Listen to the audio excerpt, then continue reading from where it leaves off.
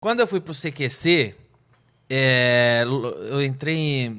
Eu fiz um teste. Eu era o único cara que tinha um contrato provisório lá. Ah, é? Meu único. Todos os repórteres eram repórteres fixo contratado. Eles e o pessoal da bancada. Todos eles, menos eu. Eu era o único que tinha um contrato provisório. Que eu fui. Aí eu só tinha um contrato de 3 meses só. Que eu ia fazer o repórter inexperiente, terminando, eu tava na rua.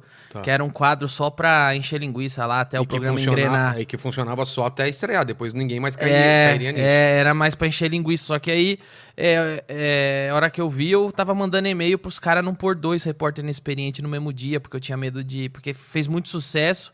E eles queriam pôr, às vezes, 2 no mesmo programa. Eu falava, não, porque vão enjoar e tal. Mas tinha... Mais alguém fez o repórter inexperiente? Não, eles queriam pôr 2... eu tinha 2... 2 quadros no mesmo programa. Eles queriam começar a fazer isso, meu. Eu tenho um e-mail até hoje que eu mandei lá pro diretor falando pra não fazer, que vai estragar.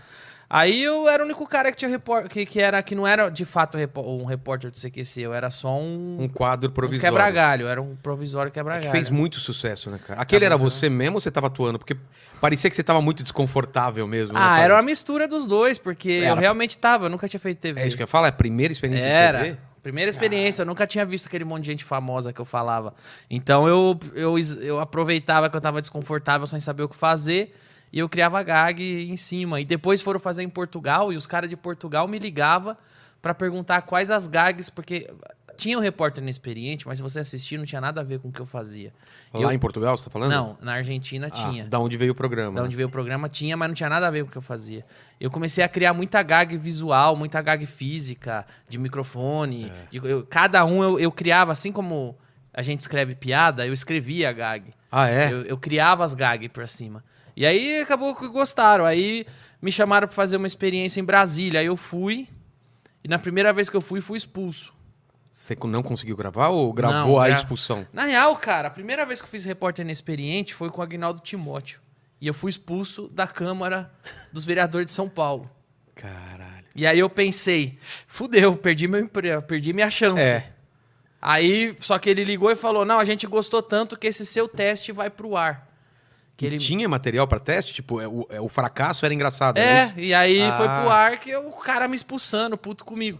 Aí passou os 3 meses de contrato, o Diego Barredo, que era o diretor do CQC, falou, vou fazer uma experiência com você, vou te mandar pra Brasília. Aí eu fui. Primeira vez que eu fui expulso do Congresso. Por quê? Você lembra? Lembro, porque eu perguntei pro Arlindo Quinalha, que era do PT, que era o líder na época ele era o líder da Câmara dos Vereadores, ele era o líder do PT na Câmara, e eu perguntei pra ele sobre o Caixa 2. Tá. E veja só como, desde aquela época, a gente tá falando de mais de... Falando de 2010? 2008. 2008? 2008, nós estamos falando de mais de 10 anos atrás. Veja como o PT era mimado pela imprensa. Que precisou um cara, um novato do humor, que tava pouco me fudendo. Desafiar os caras. Não é nem desafiar. É fazer... O que eu não fui lá desafiar, eu fui fazer uma pergunta que eu, como cidadão, queria ouvir ele responder, porque ninguém fazia. E por que ninguém fazia? Eu sei a resposta. Que eu cheguei pro cara do PT e perguntei com todas as letras. E o Caixa 2.